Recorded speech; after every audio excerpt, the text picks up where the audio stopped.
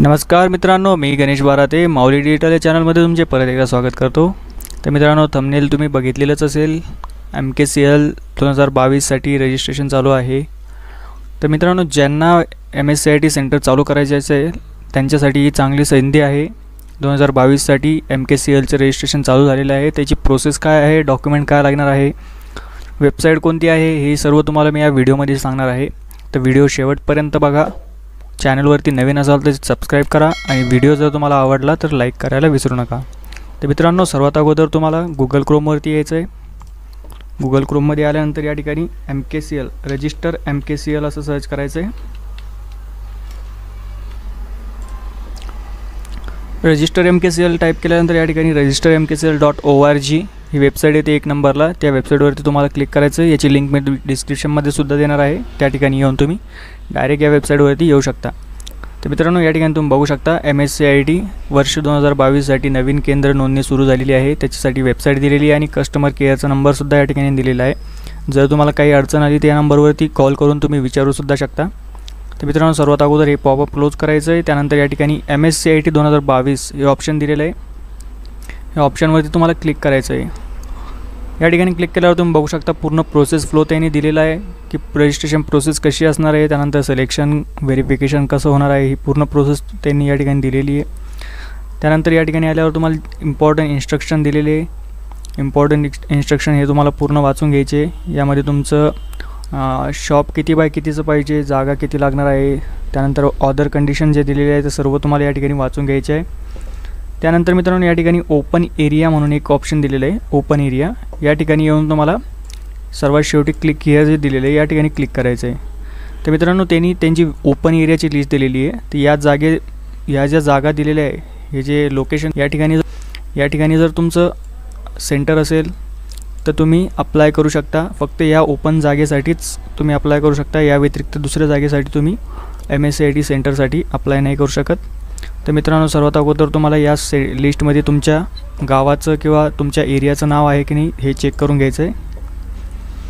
त्यानंतर या ठिकाणी हू कॅन अप्लायमध्ये तुम्ही चेक करू शकता, तुम्ही अप्लाय करू शकता की नाही म्हणून। या ठिकाणी दिलेलं आहे इंडिव्हिज्युअल प्रोप्रायटर फर्म, यापैकी जर तुम्ही काही असेल तुमच्याकडे शॉप वगैरे किंवा तुमचं काही ऑर्गनायझेशन तर तुम्ही या ठिकाणी चेक करू शकता। त्यानंतर मित्रांनो, या ठिकाणी सर्वात शेवटी दिलेलं आहे बघा, online application for MSCIT NCR 2022 या ठिकाणी तुम्हाला क्लिक करायचं आहे। या ठिकाणी क्लिक केल्यानंतर प्लीज क्लिक हिअर या ठिकाणी क्लिक करून तुमचं रजिस्ट्रेशन करून घ्यायचं आहे।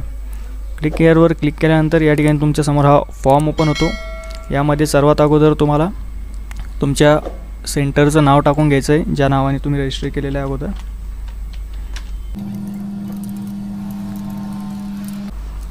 शॉपचं नाव टाकल्यानंतर या ठिकाणी तुम्हाला ऑर्गनायझेशनचं टाईप सिलेक्ट करायचं आहे। प्रोप्रायटर आहे, पार्टनरशिप आहे, प्रायव्हेट आहे, सोसायटी आहे, यापैकी ज्या प्रकारात तुम्ही मोडत असाल ते तुम्हाला सिलेक्ट करून घ्यायचं आहे। त्यानंतर तुमचं स्टेट सिलेक्ट करायचं आहे। यानंतर डिस्ट्रिक्ट, कोणत्या डिस्ट्रिक्टमध्ये आहात, त्यानंतर तालुका आणि यानंतर सिटीमध्ये तुमचा एरिया जो असेल तो, किंवा मग तुम्ही जर ग्रामीण भागात असेल तर या ठिकाणी गावाचं नाव।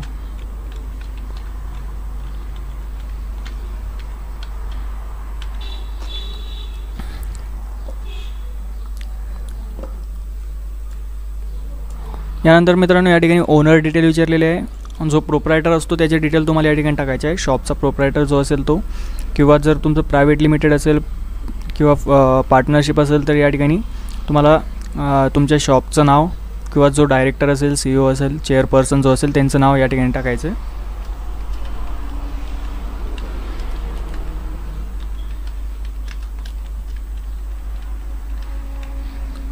त्यानंतर मेल आहे की फिमेल आहे हे सिलेक्ट करायचं आहे। त्यानंतर या ठिकाणी डेट ऑफ बर्थ, जन्मतारीख,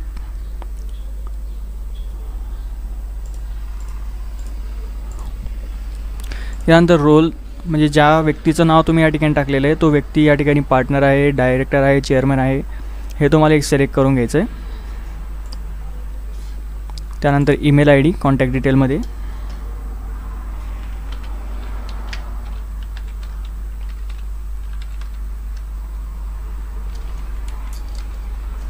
ईमेल ID टाकल्यानंतर या ठिकाणी मोबाईल नंबर टाकून घ्यायचा आहे। त्यानंतर या ठिकाणी आयडेंटिटी प्रूफ विचारलं जात आहे. तर तुमचं ID प्रूफ तुमच्याकडे जे असेल ते Aadhaar card, driving licence, employee ID card, government ID card, passport, voter ID यापैकी तुमच्याकडे जे ID कार्ड असेल ते ID कार्ड तुम्हाला सिलेक्ट करून घ्यायचं आहे. त्यानंतर ID कार्डचा नंबर टाकल्यानंतर या ठिकाणी चूज फाईल या बटनावरती क्लिक करून तुम्हाला ID कार्डची कॉपी या ठिकाणी अपलोड करायची आहे. तर चूज फाईल या बटनावरती क्लिक करून ज्या ठिकाणी तुम्ही तुमचा ID कार्ड सेव्ह केलेलं आहे त्या ठिकाणी जाऊन ते अपलोड करून घ्यायचं आहे. ID कार्ड अपलोड केल्यानंतर या ठिकाणी त्याचा प्रिव्ह्यू येतो. बरोबर असेल तर तुम्हाला पुढे यायचं आहे. त्यानंतर या ठिकाणी आय एम नॉट रोबोट लिहिलेलं आहे. या समोरच्या बॉक्समध्ये क्लिक करायचं आहे. या ठिकाणी टिक आल्यानंतर आय ॲग्री अँड कंटिन्यू या बटनावरती क्लिक करायचं आहे. तर मित्रांनो, या ठिकाणी तुम्ही बघू शकता तुमचं रजिस्ट्रेशन सबमिट झालेलं आहे आणि तुमच्या मेलवरती एक ॲक्टिवेशन लिंक पाठवली जाते. त्या लिंकवरती क्लिक करून तुम्हाला तुमचा ईमेल ॲड्रेस कन्फर्म करून घ्यायचा आहे. मित्रांनो, मेलवरती जी लिंक येते त्यावरती तुम्ही क्लिक केल्यानंतर तुम्हाला या ठिकाणी सर्वात अगोदर तुमचा मोबाईल नंबर टाकायचा आहे आणि त्यानंतर जो मोबाईलवरती OTP आलेला आहे तो टाकून या ठिकाणी click here to generate AO login and password यावरती क्लिक करायचं आहे. तर मित्रांनो, सोलार लॉगिन जनरेटर सक्सेसफुली या ठिकाणी तुम्ही बघू शकता लॉगिन माझं जनरेट झालेलं आहे. अशा प्रकारे तुम्हाला तुमचंसुद्धा लॉगिन बनवून घ्यायचं आहे. तर मित्रांनो, तुमचा लॉगिन ID आणि पासवर्ड तुमच्या मोबाईल आणि ईमेलवरती सुद्धा पाठवला जातो किंवा तुम्ही या ठिकाणी खालीसुद्धा बघू शकता तुमचा लॉगिन ID आणि पासवर्ड हा जनरेट झालेला आहे. त्यानंतर तुम्हाला या ठिकाणी एक वेबसाईट दिलेली आहे. या वेबसाईटवरती क्लिक करून या ठिकाणी लॉगिन करून घ्यायचं आहे. या वेबसाईटवरती आल्यानंतर या ठिकाणी तुम्हाला सर्वात अगोदर जो तुम्हाला लॉगिन ID आलेला आहे तो टाकायचा आहे. त्यानंतर जो पासवर्ड तुम्हाला आलेला आहे तो पासवर्डसुद्धा या ठिकाणी एंटर करून घ्यायचा आहे आणि लॉगिन या बटनावरती क्लिक करायचं आहे. तर या ठिकाणी लॉगिन केल्यानंतर मित्रांनो तुम्ही बघू शकता सर्वात अगोदर तुम्हाला तुमचा जुना पासवर्ड चेंज करून घ्यायचा आहे. त्यासाठी जुना पासवर्ड टाकायचा आहे. नंतर न्यू पासवर्डमध्ये तुम्हाला नवीन पासवर्ड टाकून घ्यायचा आहे आणि तोच पासवर्ड परत एकदा खाली टाकून घ्यायचा आहे. त्यानंतर सबमिट या बटनावरती क्लिक करायचं आहे. पासवर्ड हा चेंज झालेला आहे. त्यानंतर परत या ठिकाणी क्लिक हेअर टू लॉगिन दिलेलं आहे. या ठिकाणी क्लिक करायचं आहे आणि तुमच्या नवीन पासवर्डने तुम्हाला लॉगिन करून घ्यायचं आहे.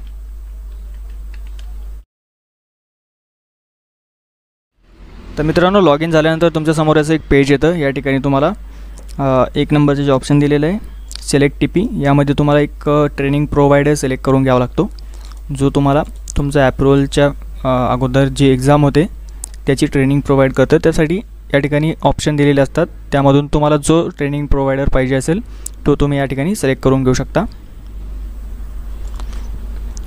आणि जर तुम्हाला ट्रेनिंग प्रोव्हायडरबद्दल माहिती पाहिजे असेल तर या ठिकाणी click here to know more about TPs option दिलेलं आहे.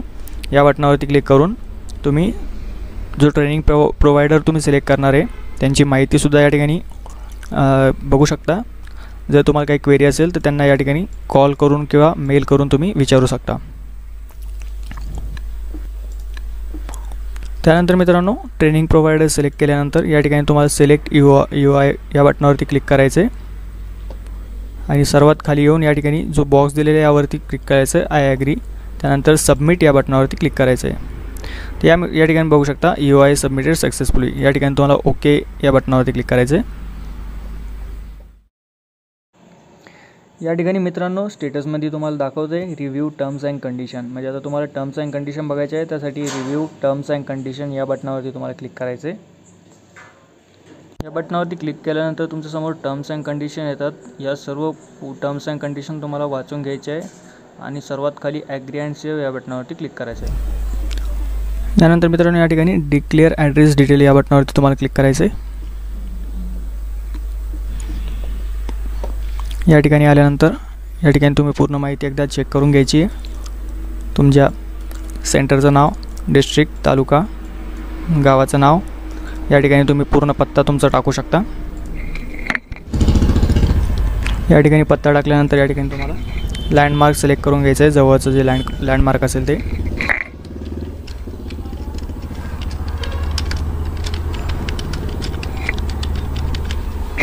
घ्यायचं आहे. या ठिकाणी please verify edit information below हे ऑप्शन दिलेले आहे. त्या ठिकाणी तुम्हाला चेक करून घ्यायचं आहे. तुमचं टाईप ऑफ ऑर्गनायझेशन, त्यानंतर एरिया टाईप ग्रामीण आहे, शहरी आहे की सेमी अर्बन आहे यापैकी जे असेल ते तुम्हाला सिलेक्ट करून घ्यायचं आहे। त्यानंतर या ठिकाणी तुम्हाला तुमचा पिनकोड टाकून घ्यायचा आहे।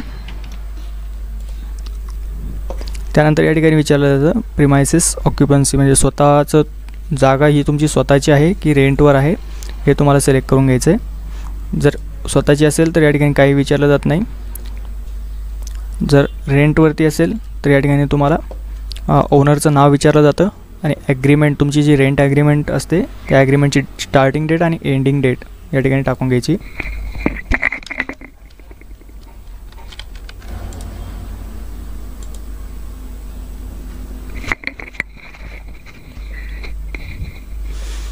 त्यानंतर या ठिकाणी तुम्हाला रेंट ॲग्रीमेंट अपलोड करून घ्यायची आहे।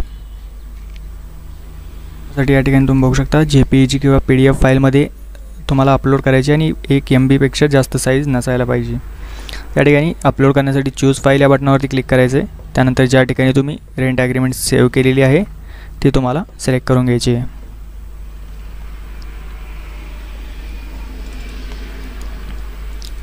यानंतर मित्रांनो खाली आल्यानंतर या ठिकाणी तुम्हाला इलेक्ट्रिक लँडलाईन असेल तर लँडलाईन नंबर टाकू शकता किंवा फॅक्स नंबर असेल तर टाकू शकता, जर नसेल तर या ठिकाणी तुम्हाला सोडून द्यायचं आहे। त्यानंतर तुम्हाला खाली तुम्ही बघू शकता या ठिकाणी तुमच्याकडं यापैकी जी माहिती असेल ती टाकू शकता, जर नसेल तर सोडूसुद्धा शकता। त्यानंतर या ठिकाणी अपलोड सेंटर सील फोटो, तर या ठिकाणी तुम्हाला तुमच्या सेंटरचा एक फोटो अपलोड करायचा आहे। तो फोटो JPG फाईलमध्ये 500 KB पेक्षा जास्त पाहिजे।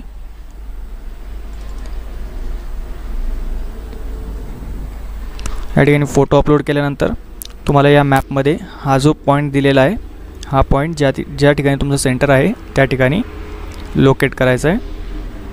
त्यासाठी तुम्ही या ठिकाणी मॅपवर प्लस मायनस करून झूम इन झूम आउट करू शकता।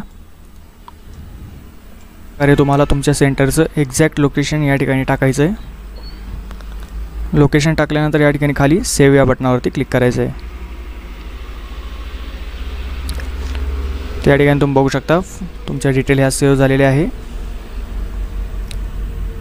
सबमिट बँक अकाउंट मला क्लिक करायचं आहे, या ठिकाणी अपडेट येईल, या ठिकाणी अपडेट येईल, या ठिकाणी अपडेट करायचे आहे। यामध्ये सर्वात अगोदर अकाउंट होल्डरचं नाव,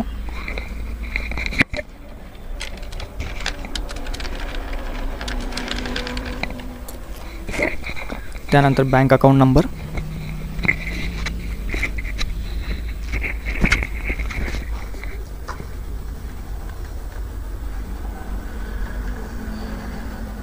त्यानंतर अकाउंट टाईप सेविंग आहे की करंट अकाउंट आहे ते सिलेक्ट करायचं आहे। त्यानंतर खाली आल्यानंतर या ठिकाणी तुम्हाला IFSC कोड टाकायचा आहे, हे ऑटोमॅटिक भरलं जातं। यानंतर या ठिकाणी तुम्हाला पासबुक तुमच्या बँक अकाउंटचं जे पासबुक आहे ते अपलोड करायचं आहे। पासबुक अपलोड केल्यानंतर या ठिकाणी सबमिट या बटनावरती तुम्हाला क्लिक करायचं आहे। या ठिकाणी तुम्ही बघू शकता bank detail save successfully. Statement bank account detail update केल्यानंतर तुम्हाला 5 मिनिटांनी परत एकदा लॉग इन करायचं आहे। लॉग इन करून तुम्ही या ठिकाणी परत एकदा सबमिट बँक अकाउंट डिटेल यावरती क्लिक करायचं आहे।